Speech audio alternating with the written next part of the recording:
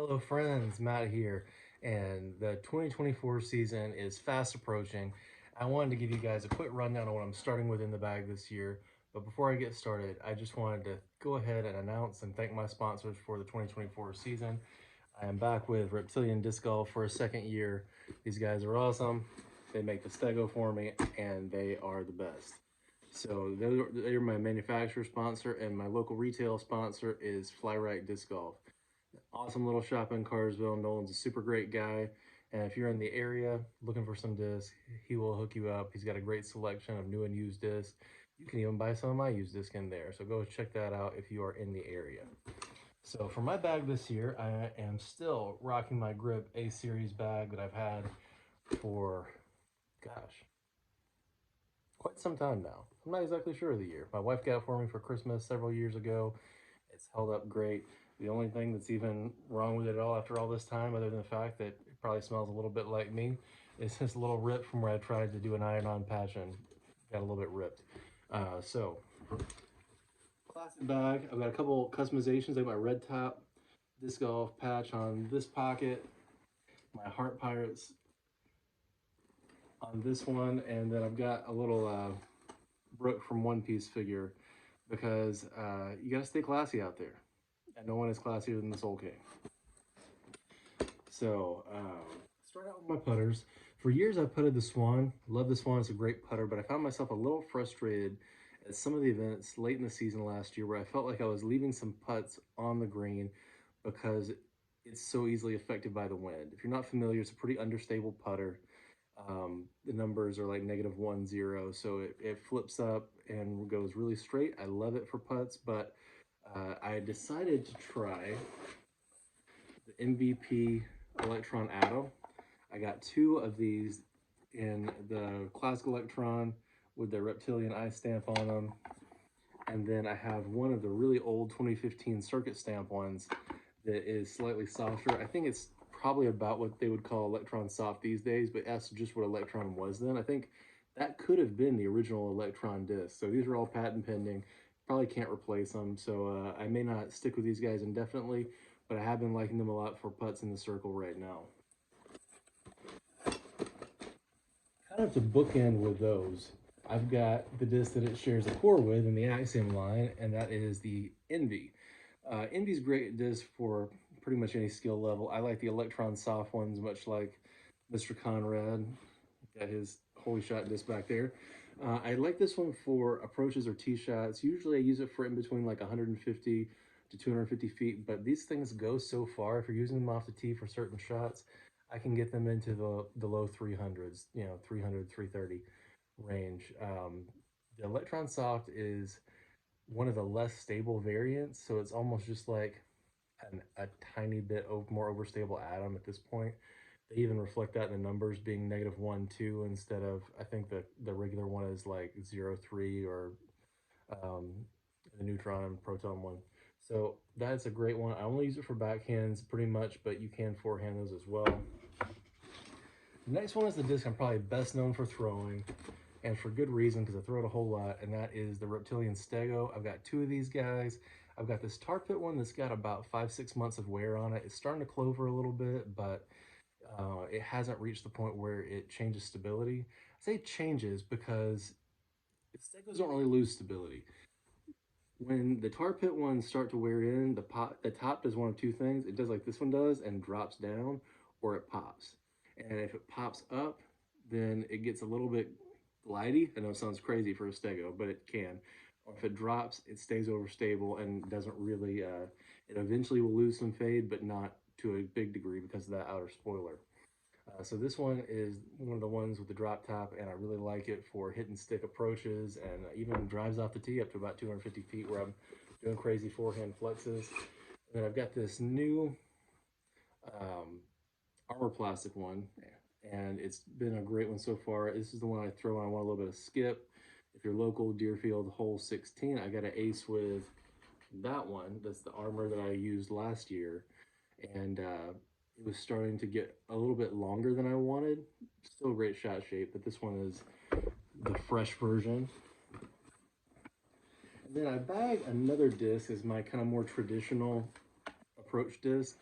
I've got the Prodigy A2. I've got two of these. I've got one in the 400 plastic and one that's the Austin Hannum 300 soft. And it's kind of important to note it's the Austin Hannum one because these are a little bit more overstable than the current 300 soft run. You can't find them anymore, really. They weren't that popular when he was on the team. He's probably not that popular, I guess, but I liked him a lot and really good disc for me. I use these backhand approaches mainly, but will forehand it on like a hyzer flip up or a flat shot where I'm trying to weave through some woods. And this one is, it was actually my first dye job I tried. It's not very good, but I think it turned out kind of pretty in a way, even though it's a little bit clumsy. But the flight of this thing is fantastic. I use it for a lot of really funky shot shapes, force over flexes that I want to just pan to flat while staying left on forehands, and a lot of funky get out of jail shots where a lot of people would think of something a little bit different to throw, I guess, but I use this guy. And that'll bring us to the mid ranges. I throw two reptilian mid ranges for most of my backhand shots, and one of them is the iguana. The iguana, if you're not familiar, is a stable to slightly understable mid range depending on your power level. It starts out as 5.5, -1, 1.5. The cobalt plastic is the most stable plastic, I think, that they have out of the box, and I really like how I can just pop it on a hyzer, it flips up, rides a long way, and then will settle down. And if you throw it really hard, it'll flip up and just ride that line, and way longer than you think too. They can go. For me, I'm not the longest backhand thrower, but I've thrown this one 375 several times. Usually, when I was trying to throw it about 340 feet, and it just blows by my target. So that's a great one right there. And then I pair that with two of the Gilas. The Gila actually, I believe, is the best disc that Reptilian makes. It is a super reliable, slightly overstable mid range. The numbers they put on it are 5403. It's got good but not crazy glide, which is great for that mid range control. I carry the Glow one because it's beat in to where it's just a little more stable than the Iguana. You pop it on that slight hyzer line, it rides a long way and still get a reliable fade. And then the armor one here is one of the slightly domey armor ones, and it's got really decent glide, and you can throw it really hard on a flat line, and it's still going to fade at the end. So between these two guys, you can cover a whole lot of shots.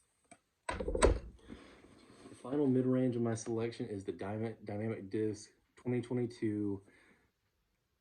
Let's see if I can get this whole name out there. It's the Moonshine. It's the Air Moonshine, and they're only about in between 160 to 165 usually. Occasionally you'll find a lighter one, but this one's 163. You would think that would make it a little bit less stable. You would be incorrect. You can throw it faster because it's lighter, but look at that top. It's slight puddle top on all of these. I've got about 6 of them because when it came out, I loved it and just started hoarding these guys. This is the one that I used for a lot of last year.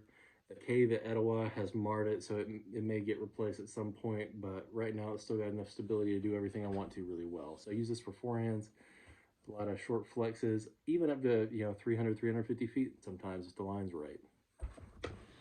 We'll move on to the fairway drivers. I carry two T-Birds, and they're actually both champ ones, but they're a little bit different. So I've got this T-Turd, that's a Reptilian, put the stamp for the Stego on this guy, hilarious. And it's actually a really glidey, not super beefy champ T-Bird, so that makes it even funnier. And then my buddy Ben took this very beefy champ T-Bird that was an F2 and dyed the Heart Pirates logo on it for me. Did an awesome job. This is the one I'm going to throw backhand when I need it to go like 350 feet straight, then sharp hyzer.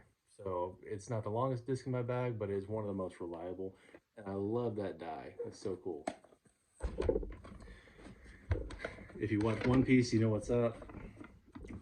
And if you're watching the live action, watch the anime. Because there's going to be a couple seasons before you know who the Heart Pirates are in the live action. For a slightly longer T-Bird type slot, where a lot of people have a Thunderbird, PD, something like that, I'm currently carrying the Feedback. It's kind of like an SPD, but the feel's a little bit better for me. I can pump it out on hard lines backhand, and I know it's going to glide good, but it's always going to hyzer. no matter what the conditions are until the wind gets really extreme. So love that disc, and it fills a great gap for me on a couple very specific holes in the courses we play a lot. And that brings me to the other disc I probably throw the most after the Stego, and that is the Flare. I carry 3 flares.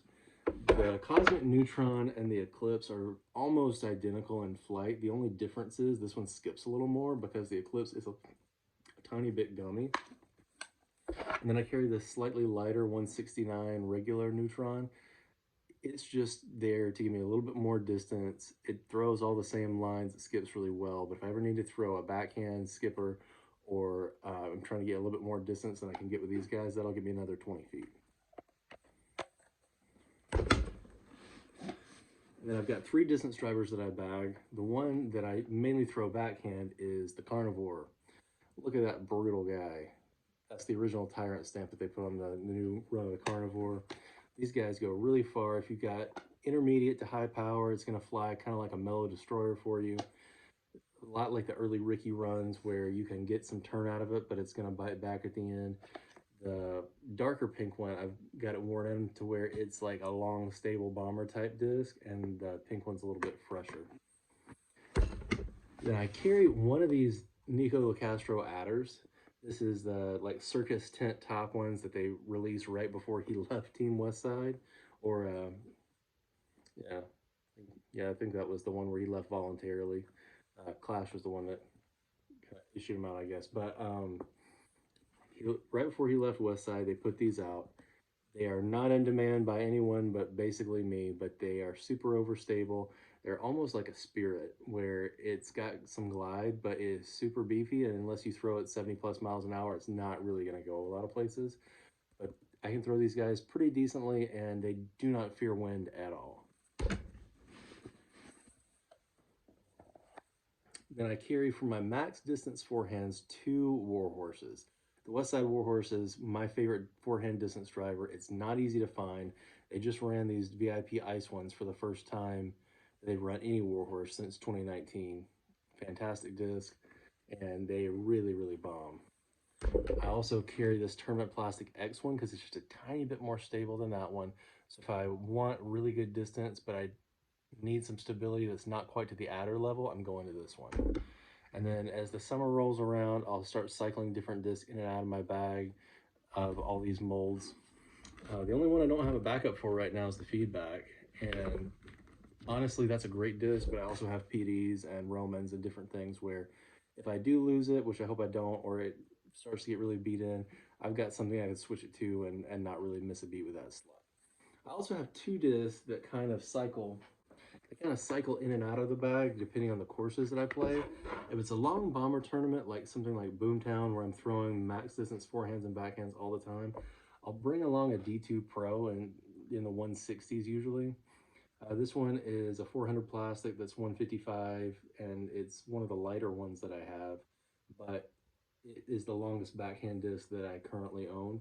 I don't bag this one all the time, but when I need max distance backhands, I do put that in there. And then if I'm playing a lot of short courses where I'm going to do control backhands a ton, especially in that 180 to 250 range, I'll throw in a Reptilian disc golf scale. Like you might have seen in one of my videos, it's like a security blanket you can throw. It's goes straight, then it fades, and then it stops, and that's it. That's all it can do, but it does it really, really well. I got this really pretty bar stamp one, and it's a whole lot of fun. So if you made it to the end of the video, thank you so much. And check out reptiliandiscgolf.com to get a lot of the Reptilian discs there. They got a great selection, all the different colors. You can use my code MOOSE for a great discount there. And for almost all of these, you can pick them up locally at Fly Right Disc Golf, and they carry a great selection. If they don't have it, they can probably get it for you. So thank you so much for watching. Really appreciate it. Hope to see you guys out on the course in 2024. Have a good one.